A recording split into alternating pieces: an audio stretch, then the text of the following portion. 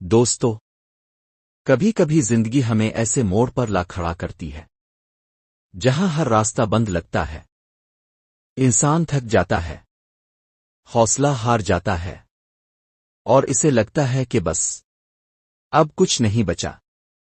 لیکن یاد رکھیں، اللہ کی رحمت دروازے بند نہیں کرتی، ہماری نظر امید کا راستہ چھوڑ دیتی ہے۔ آج کی کہانی اسی امید سے جوڑی ہے۔ حمزہ ایک محنتی نوجوان تھا، مہینوں سے نوکری تلاش کر رہا تھا، مگر ہر جگہ سے انکار، ہر جگہ سے جواب صرف ہم آپ کو بتائیں گے۔ دن گزرتے گئے، گھر کے حالات خراب ہوتے گئے، اور حمزہ کا حوصلہ ٹوٹتا گیا۔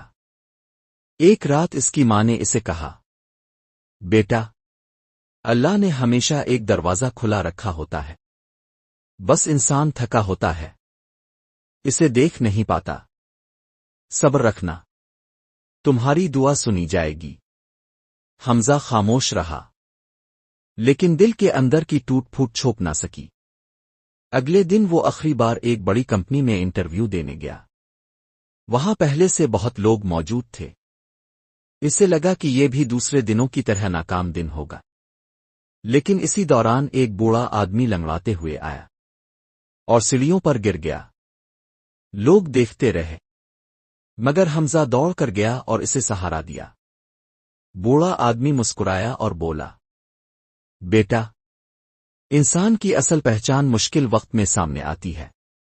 میں یہاں کا HR ہیڈ ہوں، تم انٹرویو کے لیے نہیں، اپنے اخلاق کے لیے پاس ہو۔ حمزہ حیران و پریشان رہ گیا، اور اسی لمحے اسے احساس ہوا، اللہ نے صحیح وقت پر صحیح دروازہ کھول ہی دیا تھا۔ اس نے شکر کا سجدہ کیا، اور ماں کی بات یاد آئی۔ دوستو، اللہ جب دیتا ہے تو وہ ہماری محنت سے زیادہ ہمارے صبر کو دیکھ کر دیتا ہے۔ کبھی بھی بند دروازوں سے گھبرا کر اپنی امید چھوڑ مت دینا۔ جس رزق پر تمہارا نام لکھا ہے وہ کبھی کسی اور کے ہاتھ نہیں جائے گا۔ اس کہانی سے ہمیں یہ سبق ملتا ہے کہ سب سے بڑا ہتھیار صبر ہے۔ وقت چاہے جتنا مشکل ہو، اللہ کا دروازہ ہمیشہ کھلا رہتا ہے۔